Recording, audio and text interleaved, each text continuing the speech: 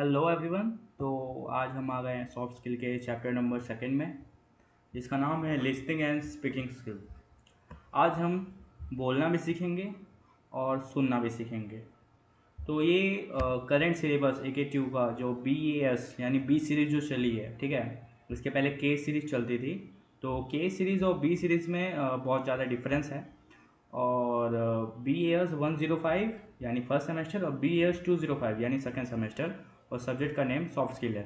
तो आप सभी का स्वागत है हाईटेक वर्ल्ड AKTU में। और आज हम लोग ये कुछ कंटेंट डिस्कस करने वाले हैं इस वन शॉट वीडियो में, जो कि सॉफ्ट स्किल का चैप्टर 2 है। और इस चैप्टर का नाम है लिसनिंग एंड स्पीकिंग स्किल्स। ठीक है, तो हम लोग पहले कवर करेंगे active listening, meaning and art of listening, traits of good listener, listening modes, listening and note taking, types of listening, listening techniques जैसे कि TED talks, audio listening with script reading, pronunciation और speaking style. ठीक है, तो चलिए देखते हैं। चलिए बात करते हैं कि एक्टिव लिसनिंग क्या होता है। लिसनिंग का मतलब जान ही गए हैं, ठीक है। तो मोस्टली अगर सुनने को देखा जाए तो सुनने के दो प्रकार होते हैं, एक एक्टिव लिसनिंग और दूसरा होता है पैसिव लिसनिंग। अब बात करते हैं कि एक्टिव लिसनिंग क्या है। एक्टिव लिसनिंग का मतलब होता है किसी कन्वर्सेशन में पूरा ध्यान लगाकर सुनना, समझना, रिस्पॉन्ड करना और बातों को याद रखना। यह एक कॉन्शियस एफर्ट होता है कि आप सिर्फ शब्दों को ही नहीं, बल्कि जो पूरा मैसेज स्पीकर कम्युनिकेट कर रहा है उसको भी समझें। ठीक है, तो सीधी बात है कि एक्टिव लिसनिंग का यही मतलब है कि जो आप किसी कन्वर्सेशन में पूरा ध्यान यानी फोकस लगाकर, fully focusing on their conversation, और उसको समझ भी रहे हैं। ठीक है, उसको समझ भी रहे हैं और उसमें रिस्पॉन्ड भी कर रहे हैं, और उस बात को आपको याद भी रखना है। ठीक है, तो उसी को कहेंगे हम लोग एक्टिव लिसनिंग। ठीक है, अब कुछ की कंपोनेंट्स हैं, जैसे कि एग्ज़ाम में जब क्वेश्चंस आते हैं तो वो 7 मार्क्स में आते हैं। तो आपको 7 मार्क्स में सिर्फ डिफिनीशन नहीं लिखने होते हैं, आपको उसको थोड़ा और ज़्यादा इलेबोरेट करके लिखने होते हैं। तो उसकी कुछ की कंपोनेंट्स एक्टिव लिसनिंग के, पहले क्या, कॉन्सेंट्रेशन यानी ध्यान लगाना। ठीक है, जब आप किसी से बात कर रहे हो, समझ लीजिए, मतलब एक एग्जांपल दे रहे हैं, जब आप किसी से बात कर रहे हो तो आपको पूरी तरह से उन पर फोकस करना होता है। जैसे अगर आप किसी मीटिंग में हैं तो अपने फ़ोन के साइड में रख दीजिए। ठीक है, यानी फ़ोन को साइड में रख दीजिए और अपने दिमाग को भी दूसरी चीज़ों से फ्री रखिए। और दूसरा क्या, अंडरस्टैंडिंग। ये ज़रूरी है कि आप सिर्फ उन्हीं शब्दों को ही नहीं, उनके इमोशंस को भी समझें जो वो अपने शब्दों के ज़रिए व्यक्त कर रहे हैं। इसका मतलब किसी से आप अगर बोल रहे हैं तो उसको समझना बहुत ज़रूरी है, उसके इमोशंस को समझना बहुत ज़रूरी है। और तीसरा क्या, रिस्पॉन्डिंग यानी रिएक्ट करना। रिस्पॉन्स देना एक्टिव लिसनिंग का इंपॉर्टेंट हिस्सा होता है। जैसे अगर कोई बोल रहा है और आप उनकी बात से सहमत हैं तो आप सर हिला के या स्माइल करके दिखा सकते हैं। ठीक है, ये सब की पॉइंट्स हैं एक्टिव लिसनिंग के। और आते हैं रिमेंबरिंग यानी याद रखना। जो बात स्पीकर कह रहा है उसे फ्यूचर में यूज़ के लिए याद रखना यानी इम्प्लीमेंट करना अपने रियल लाइफ में एक्टिव लिसनिंग का पार्ट होता है। जैसे अगर आपको किसी ने इंस्ट्रक्शन दिया है तो आप उन्हें याद रख कर उनके अकॉर्डिंग काम करेंगे। ठीक है, जैसे योर मदर एंड फादर, जैसे पेरेंट्स हो गए, गार्जियंस हो गए, जो आपको पढ़ाते हैं, जो बोलते हैं, अगर उसको आप रियल लाइफ में इम्प्लीमेंट करते हैं, ठीक है, तो वो भी एक एक्टिव लिसनिंग का पार्ट होता है। अब इम्पोर्टेंस ऑफ एक्टिव लिसनिंग, ठीक है, तो पहला पॉइंट है कि ये म्यूचुअल अंडरस्टैंडिंग और ट्रस्ट को इन्हेंस करता है। ठीक है, ये कुछ इंपॉर्टेंस है, मतलब जो म्यूचुअल अंडरस्टैंडिंग यानी आपके और दूसरे के जो भी इमोशंस है या फीलिंग्स है, ठीक है, वो और ज़्यादा बढ़ा देता है। और दूसरा पॉइंट क्या है, कम्युनिकेशन में एम्पैथी और रिस्पेक्ट को बढ़ाता है। तीसरा क्या है, इससे मिसअंडरस्टैंडिंग और कन्फ्लिक्ट्स कम होते हैं। ओपन और इफेक्टिव कम्युनिकेशन को इनकरेज करता है। अब हम बात करेंगे how to practise active listening. ठीक है, पहला, मेंटेन आई कांटेक्ट, आँखों से आंखें मिलाए रखिए। ठीक है, आई कांटेक्ट बहुत ज़रूरी है। आपका आई कांटेक्ट बताता है कि आप इंटरेस्टेड हैं और अटेंटिव है। अगर आप आंखों में आंखें डालकर बातें सुनते हैं तो स्पीकर को लगता है कि आप उनके वर्ड्स को सीरियसली ले रहे हैं। और दूसरा क्या है, अवॉइड इंटरप्टिंग, बीच में बात मत काटिए। जब स्पीकर बोल रहा हो तो उन्हें बीच में रोकने के बजाय उनके बोलने का वेट कीजिए, फिर अपना पॉइंट रखिए। और तीसरा क्या, use positive language, positive body language. ठीक है, जैसे सर हिलाना, स्माइल करना और रिलैक्स्ड पोस्चर पर रखना। ठीक है, ये दिखाता है कि आप उन्हें एक्टिवली सुन रहे हैं। और चौथा क्या, आस्क क्लैरिफाइंग क्वेश्चन, क्लैरिफाई करने के लिए सवाल पूछिए। जैसे आपका ये कहना है कि आप ये कहना चाह रहे हैं, ठीक है, या क्या आप इस बारे में थोड़ा और बता सकते हैं, या फिर इंग्लिश में कहेंगे did you focus on more light on this topic, ठीक है, ऐसे कह सकते हैं।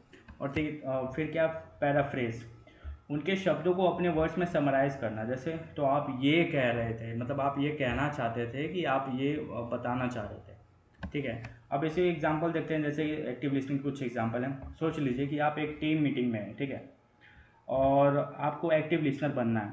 आप क्या करेंगे? पहला तो फोकस करेंगे, ठीक है, आपका फ़ोन साइलेंट पर होगा, आप सिर्फ स्पीकर पर कॉन्सेंट्रेट कर रहे होंगे। और दूसरा क्या, आई कांटेक्ट बनाए रखेंगे, ये दिखाने के लिए आप ध्यान से सुन रहे हैं। और तीसरा क्या, नोट करेंगे और स्माइल करेंगे ताकि आपकी इंगेजमेंट क्लियर हो। और पैराफ्रेज करेंगे, जैसे मतलब कि फीडबैक देंगे। जैसा आपका कहना है कि अगर हम ये स्ट्रेटेजी फॉलो कर सकते हैं तो सेल्स बढ़ सकती है। सही कहा कि नहीं कहा मैंने? ऐसे आप बोलकर और भी उसको इंटरेक्टिव सेशन बना सकते हैं। और लास्ट पॉइंट क्या है, क्लैरिफाइंग क्वेश्चन पूछेंगे। जैसा आपने जो सेल्स डेटा मेंशन किया है उसको रिसेंट ट्रेंड्स किया है क्या, मतलब कि रिसेंट ट्रेंड्स क्या है उसका, मतलब कि एक इंटरेक्टिव सेशन बना सकते हैं। इंटरेक्टिव सेशन बनाना भी एक एक्टिव लिसनिंग का पार्ट होता है। अब हम आते हैं ट्रेड्स ऑफ गुड लिसनर। ये एग्ज़ाम के पॉइंट में भी बहुत इंपॉर्टेंट पॉइंट है। तो जैसा कि हमने ऊपर डिस्कस किया, एक्टिव लिसनिंग आपको बेटर कम्युनिकेटर बनाता है और आपकी रिलेशनशिप और प्रोफेशनल लाइफ को इम्प्रूव करता है। इससे आपको दूसरे के पर्सपेक्टिव को समझने में मदद मिलती है और आप इफ़ेक्टिव तरीके से अपने थॉट्स और आइडियाज़ को एक्सप्रेस कर पाते हैं। इस तरह से प्रैक्टिकल एग्जांपल्स और टिप्स के साथ आप अपने स्टूडेंट्स को एक्टिव लिसनिंग की इम्पोर्टेंस और उसे अप्लाई करने के तरीके इसलिए समझा सकते हैं, समझ सकते हैं, ठीक है। अब हम बात करेंगे ट्रेड्स ऑफ गुड लिसनर की, ठीक है। एक अच्छा लिसनर की बहुत सारी कैरेक्टरिस्टिक्स हैं, यानी विशेषताएं। उसमें से पहला क्या है, पेशेंस। एक अच्छा लिसनर कभी भी स्पीकर को इंटरप्ट नहीं करता है या उन्हें जल्दी बोलने के लिए फोर्स नहीं करता है। वो स्पीकर को पूरा समय देता है कि ताकि वो अपनी बात पूरी तरह से व्यक्त कर सके। तो पहला क्या है, पेशेंस, यानी धैर्य रखना बहुत ज़रूरी है।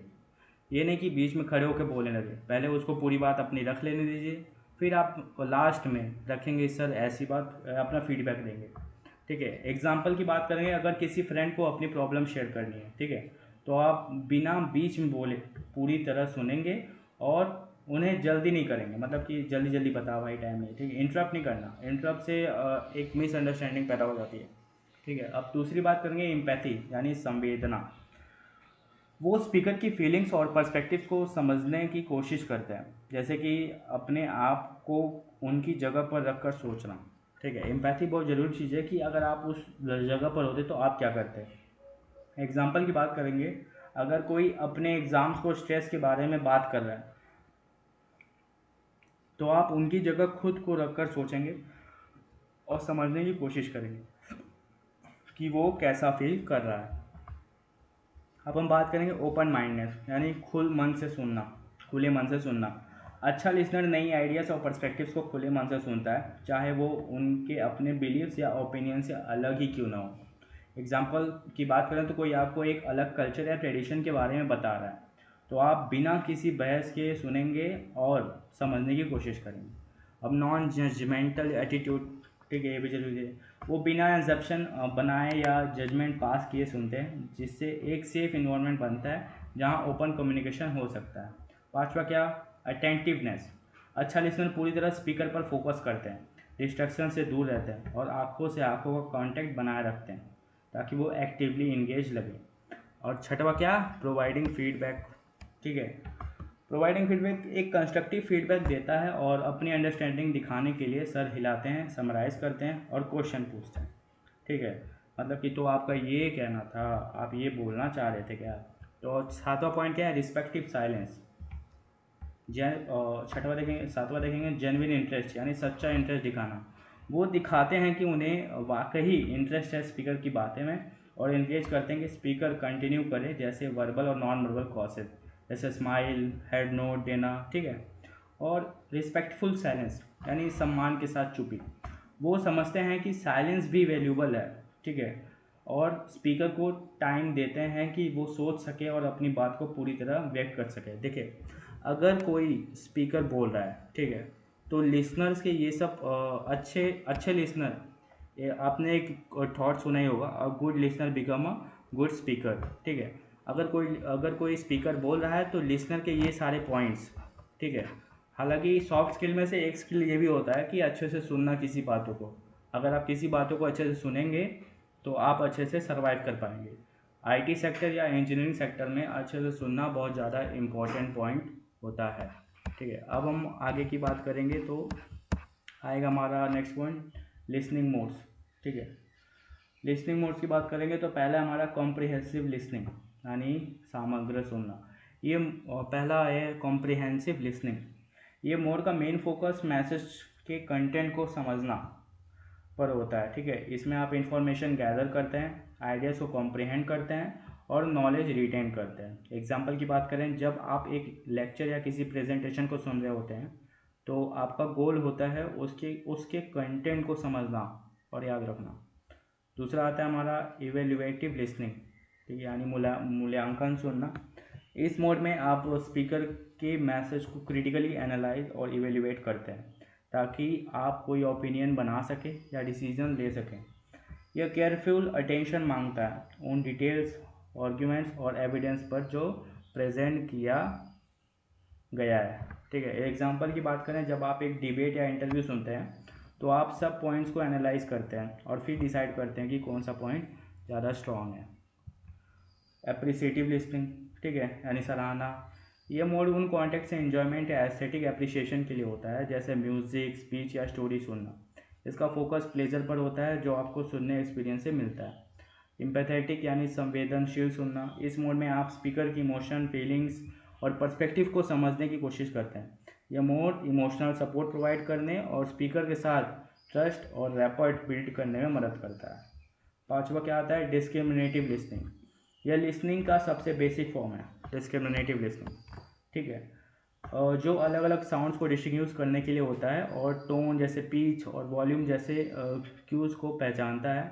ये वर्ड्स के पीछे के इमोशंस या इंटेंशन समझने में मदद करता है, ठीक है। और एक्टिव लिसनिंग, जैसे अभी हमने पूरा डिस्कस किया है, इस मोड में आप पूरी तरह से कन्वर्सेशन में इंगेज होते हैं, अपना अटेंटिवनेस, अंडरस्टैंडिंग और रिस्पॉन्सिवनेस दिखाते हैं और ये मोड्स अफेक्टिव कम्युनिकेशन के लिए ज़रूरी होता है। अब हम बात करते हैं लिसनिंग एंड नोट टेकिंग, ठीक है।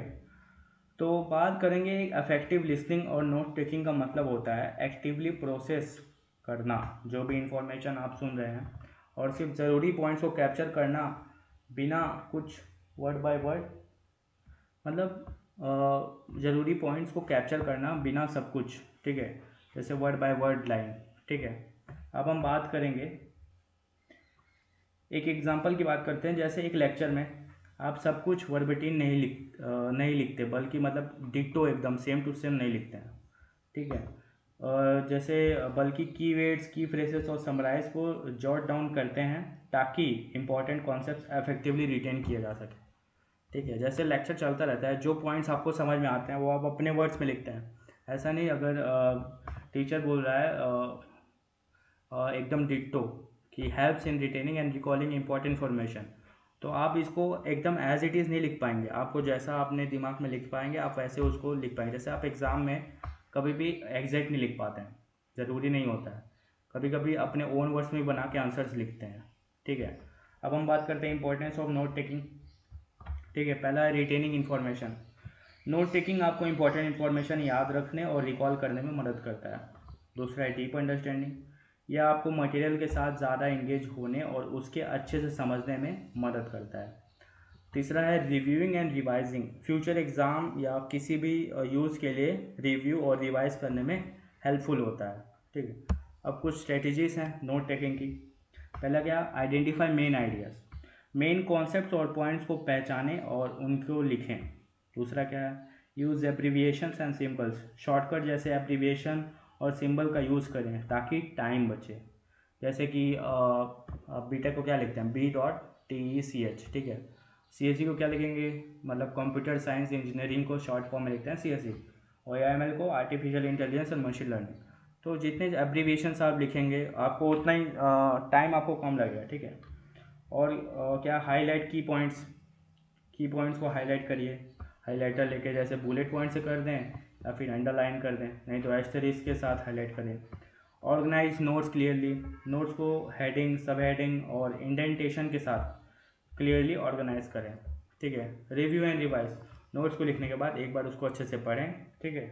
रेगुलरली नोट्स को रिव्यू करें और किसी भी एम्बिग्यूटी को क्लियरिफाई करें। अब भाई नोट्स के कुछ टाइप्स होते हैं। पहला क्या है, the outline method. Structured hierarchy में नोट्स ऑर्गेनाइज करता है जिसमें मेन टॉपिक्स और सब टॉपिक्स होते हैं। दूसरा क्या, द कॉर्नेल मेथड।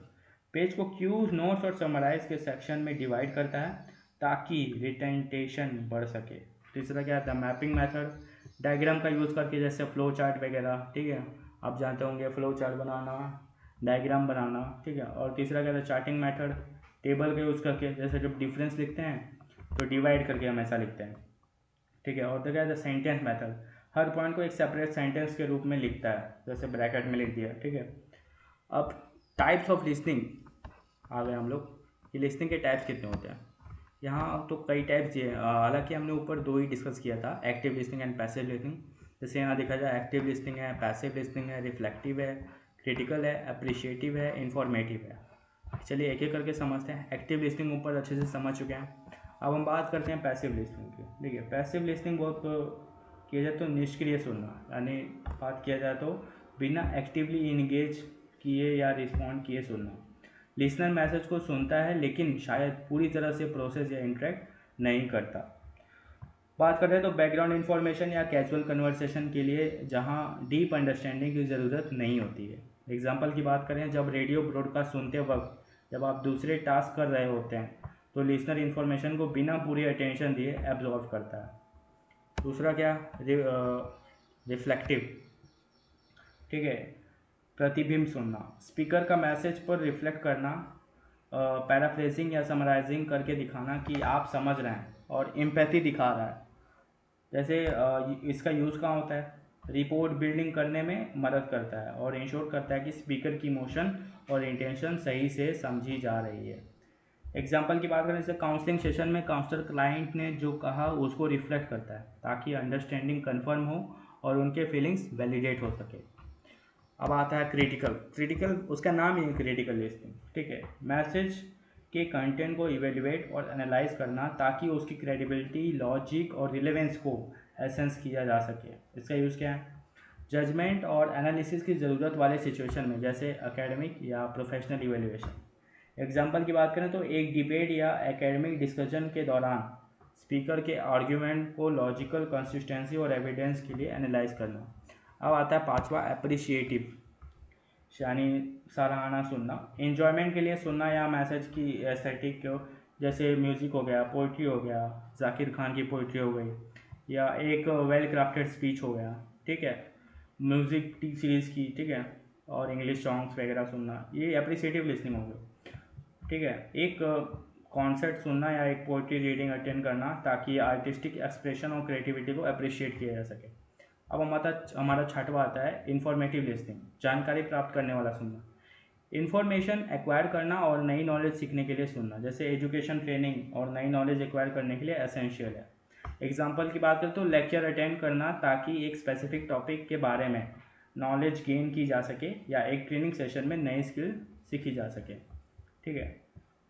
देखिए बात करें तो क्रिटिकल लिसनिंग का इस्तेमाल तब होता है जब आप एक स्पीच को एनालाइज करते हैं, उसकी लॉजिकल कंसिस्टेंसी और परस्यूवनेस के लिए, और स्पीकर के आर्ग्यूमेंट्स और एविडेंस की स्ट्रेंथ को इवेल्युएट करते हैं। ठीक है।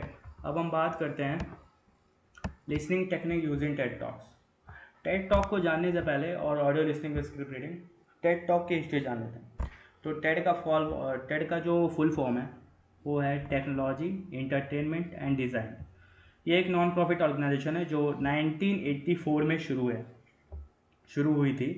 रिचार्ड सॉलवर्मैन और हैरी मार्क्स के द्वारा टेड का ओरिजिनल कॉन्सेप्ट था एक कॉन्फ्रेंस ऑर्गेनाइज करना जहां टेक्नोलॉजी, इंटरटेनमेंट और डिज़ाइन के एक्सपर्ट एक साथ आकर अपने आइडियाज़ और इनोवेशन शेयर करें। जो पहला टेड कॉन्फ्रेंस था वो 1984 में कैलिफोर्निया, यूएसए में हुआ था, लेकिन यह उतनी सफल नहीं हुई थी जितना ऑर्गेनाइजर ने उम्मीद की थी। और फिर 1990 में टेड ने वापस एक नई स्ट्रेटेजी के साथ कॉन्फ्रेंस शुरू किया और तब से हर साल टेड कॉन्फ्रेंस होने लगी। ऐसे टेड के साथ एक वो भी है जो स्टॉक, और भी बहुत से प्लेटफॉर्म्स हैं ऐसे, ठीक है। तो टेड के साथ टेडएक्स इवेंट्स भी ऑर्गेनाइज होने लगे हैं जो इंडिपेंडेंटली ऑर्गेनाइज इवेंट्स हैं, लेकिन टेड के गाइडलाइंस के अकॉर्डिंग ही चलते हैं, ठीक है। आज टेड टॉक्स को हर महीने करोड़ लोग देखते हैं और ये एक बहुत बड़ा प्लेटफॉर्म बन चुका है जहां दुनिया के टॉप लीडर्स, थिंकर्स और इनोवेटर्स अपने थॉट्स और आइडियाज शेयर करते हैं, ठीक है। अब हम बात करेंगे यूजिंग टेड टॉक्स का उपयोग, ठीक है। तो पहला क्या है, exposure to diverse speech patterns. TED talks में अलग अलग बैकग्राउंड के स्पीकर्स होते हैं जो अलग अलग एक्सेंट, इंटोनेशंस और स्पीच स्टाइल्स का प्रदर्शन करते हैं। लर्निंग फ्रॉम एक्सपर्ट स्पीकर, यह एक्सपर्ट स्पीकर्स और थॉट लीडर से इंसाइट प्रदान करता है जो समझ को इन्हेंस करते हैं और कॉम्प्लेक्स सब्जेक्ट को क्लियर रखते हैं। इम्प्रूव कॉम्प्रिहेंसिव स्किल्स, अच्छे से आर्टिकुलेट किए गए टॉक सुनने और से कॉम्प्रिहेंसिव और इंटरप्रिटेटिव स्किल्स डेवलप होती है। एग्जाम्पल की बात करें, एक टेड टॉक ऑन लीडरशिप देखते वक्त लिसनर ये ऑब्जर्व कर सकता है कि एक अफेक्टिव लीडर कैसे अपने आइडियाज़ को कम्युनिकेट करता है और दूसरों को मोटिवेट करता है। आईटी सेक्टर में भी बहुत ज़्यादा यूज़ है इसका। अब audio listening with script reading, ये भी सुनते हैं, ठीक है। ये जो अभी कर रहे हैं इसको हम लोग यही बोलेंगे, audio listening with script reading, ठीक है। पहला पॉइंट क्या है, अंडरस्टैंडिंग कॉन्टेक्स्ट। स्क्रिप्ट को पढ़ते हुए सुनने से कॉन्टेक्स्ट और मेन आइडियाज़ को और क्लियरली समझने में मदद मिलती है। इम्प्रूविंग प्रोनाउंसिएशन, ऑडियो को सुनते वक्त स्क्रिप्ट को फॉलो करने से सही प्रोनाउंसिएशन और इंटोनेशन को पहचाना जा सकता है। तीसरा क्या, एक ही समय पे वर्ड्स को देखना और सुनने से वोकैबुलरी एक्सपेंड होती है और वर्ड्स के डिफरेंट कॉन्टेक्स्ट में इस्तेमाल को समझने में मदद मिलती है। जैसे कि अगर आप किसी चीज़ को देख रहे हैं, जैसे what we eat is the food of human being, but what we see is the food of human brain, ठीक है। जो हम देखते हैं वो हमारे दिमाग का खाना होता है, ठीक है। जैसा भी देखते हैं वो हमारा दिमाग खाता रहता है और हमारा दिमाग उसी हिसाब से सोचता रहता है, चलता रहता है, ठीक है। और फिर बात करेंगे कुछ कंबाइनिंग टेक्निक्स जैसे रिपीटेशन एंड प्रैक्टिसेस, ठीक है। रिपीटेडली ऑडियो सुनना, जैसे अगर आप एक अच्छा इंग्लिश स्पीकर बनना चाहते हैं तो आप एक सुबह सुबह एक कोई इंग्लिश न्यूज़ चैनल चला के सुन सकते हैं, तो आपकी धीरे धीरे इंग्लिश इम्प्रूव होने लगेगी। मतलब कि हमको मैंने बोला ना, जो आप देखते हैं सुनते हैं वो दिमाग का खाना होता है। अगर आपने इंग्लिश वेब सीरीज़ देखना शुरू किया, ठीक है, तो आप इंग्लिश लैंग्वेज धीरे धीरे सीख जाएंगे। ऐसे ही इंग्लिश सीखी जाती है। तो अब बात करेंगे प्रोनाउंसिएशन की। प्रोनाउंसिएशन क्या होता है? प्रोनाउंसिएशन का मतलब होता है शब्दों को सही तरीके से बोलना, जिसमें साउंड को सही से आर्टिकुलेट करना, स्ट्रेस और इंटोनेशन को सही जगह पर लगाना शामिल है ताकि कम्युनिकेशन क्लियर और इफेक्टिव हो, ठीक है। जैसे एक्यूरेट लिखा है तो हम उसको अक्यूरेट नहीं पढ़ेंगे, एक्यूरेट ही पढ़ेंगे। उसकी कुछ कंपोनेंट्स होते हैं जैसे साउंड, स्ट्रेस और इंटोनेशन। साउंड जैसे the sound in think versus in this. Stress जैसे आर के आर डी और intonation. Importance of pronunciation, clarity आती है, प्रोफेशनलिज्म आती है और कॉम्प्रिहेंशन आती है। एग्जाम्पल में बात करेंगे, has a noun the Sahara deserve, has a verb he will deserve the army. और सबसे मेन पॉइंट पे आ गया स्पीकिंग स्टाइल, ये भी एग्जाम में पूछा ही जाता है, ठीक है। स्ट्रेस का मतलब होता है जोर देना, और इंटोनेशन उच्चार की ऊंचाई होनी चाहिए, ठीक है। और फिर इम्पोर्टेंस हमने डिस्कस कर लिया, ठीक है। अब हम बात करेंगे स्पीकिंग स्टाइल्स कुछ। स्पीकिंग स्टाइल का मतलब है कि कंटेंट को कैसे ऑर्गेनाइज किया जाता है और पेश किया जाता है, जिसमें क्लियर लैंग्वेज का उपयोग, सही टोन और इफेक्टिव पेसिंग शामिल है, ठीक है। इसमें कुछ की एलिमेंट्स जैसे context structure, clear language, tone और पेसिंग। जैसे कॉन्टेक्स्ट स्ट्रक्चर बोले सामग्री की संरचना, जानकारी को मतलब कि तरतीब से व्यवस्थित करना, जो इंट्रोडक्शन से शुरू होती है, फिर मेन पॉइंट्स के साथ बढ़ती है और कंक्लूजन पर ख़त्म हो जाती है। लैंग्वेज क्लियर होना चाहिए यानी प्रोनाउंसिएशन। टोन यानी बोलने का वर्ड जहाँ पर हमको जोर देना है वहाँ पर जोर देना चाहिए, ठीक है। अब इम्पोर्टेंस क्या है, एंगेजमेंट, ऑडियंस का एंगेजमेंट बहुत ज़रूरी है। क्लैरिटी, आपके बोलने का स्वभाव यानी जो आप बोल रहे हैं पूरा क्लियर से बोलना चाहिए, ठीक है। इम्पैक्ट, लोगों पर प्रभाव क्या पड़ता है। एग्जाम्पल, अपना इंट्रोडक्शन दीजिए जिस टॉपिक के बारे में बता रहे हैं आप। मेन कंटेक्ट, उसके कुछ की पॉइंट डिस्कस करिए और कंक्लूजन उसको समराइज़ कर दीजिए। ठीक है, तो ये रहा हमारा चैप्टर 2 का वन शॉट। इसमें हमने हर एक पॉइंट डिस्कस किया हुआ है। ठीक है, तो आप इसको एक बार और वीडियो देखेंगे एग्ज़ाम टाइम से पहले और आपको ये पूरा बाय माइंड हो जाएगा। ठीक है, तो till then keep learning and keep watching the I tech world.